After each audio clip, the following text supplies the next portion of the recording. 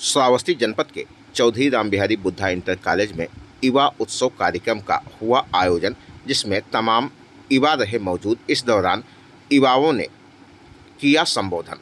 आप सभी का सबसे तेज खबर श्रावस्ती चैनल में स्वागत है। चैनल को लाइक, शेयर एवं सब्सक्राइब करें, साथ ही घंटी का बटन दबाना न भूलें, जिससे हर खबर आपको सबसे पहले मिलती रहे। युवा उत्सव में युवाओं ने क्या कहा, सुनिए उन्हीं की जुबानी।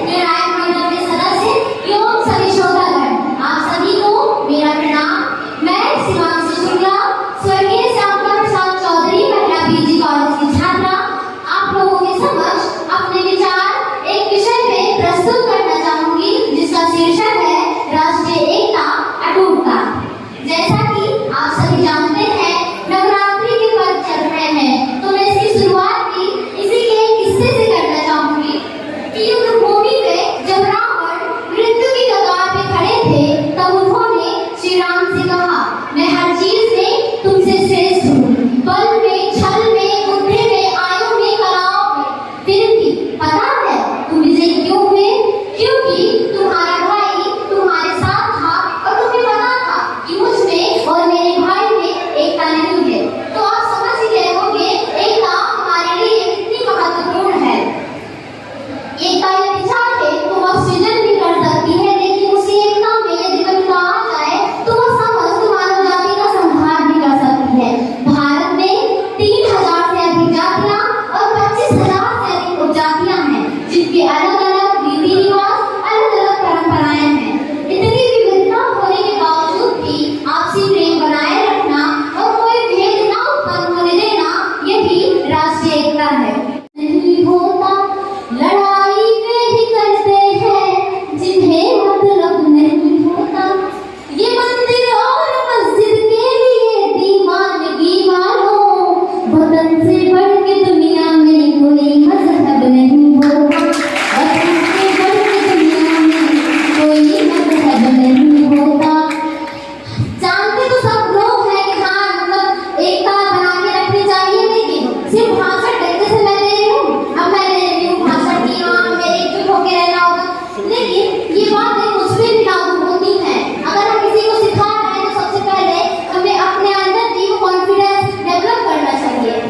इसके बाद मैं कहना चाहूँगी, मैंने एक चीज़ नोटिस की है कि लोगों ने कहीं ना कहीं फूलों के भी बंटवारे करते हैं। देखा है मैंने कि जो गेंदे का फूल है वो सिर्फ मंदिर में जा सकता है और लिली का फूल है वो सिर्फ मज़ारों पे जाता है। ये दोनों चीजें कभी एक्सचेंज नहीं हो सकती। क्यों? हमने इतनी विविधताएं फैला के रखी हैं और लोगों ने धर्म के नाम पे रंगों का भी बंटवारा कर दिया। हरा रंग मुसलमान का है, लाल रंग हिंदुओं का है। तो फिर वो दिन दूर नहीं जब सारी की सारी हरी सब्जियां मुसलमानों की और हमारे इसमें बस गाजर टमाटर भी आएंगे। और मेरी समझ में एक बात नहीं आ रही कि तरबूज किसके हिस्से जाएगा, क्योंकि ये बेचारा तो ऊपर से मुसलमान और अंदर से हिंदू। अपने मन के भावों को विकसित नहीं कर पाते और हम गुलामी की उन जंजीरों से हमेशा झेलते आए हैं और झेलते रहते हैं। अगर हमें गुलामी से मुक्ति पानी है तो सबसे पहले सामाजिक आर्थिक इन भावनाओं से हमको निपटना होगा। अगर हमारे आज हम गुलामी की उन जंजीरों से झेल रहे हैं तो सबसे बड़ा हमारा कारण है कि आर्थिक, जब हम गुलाम होते हैं तो सबसे पहले डिपेंड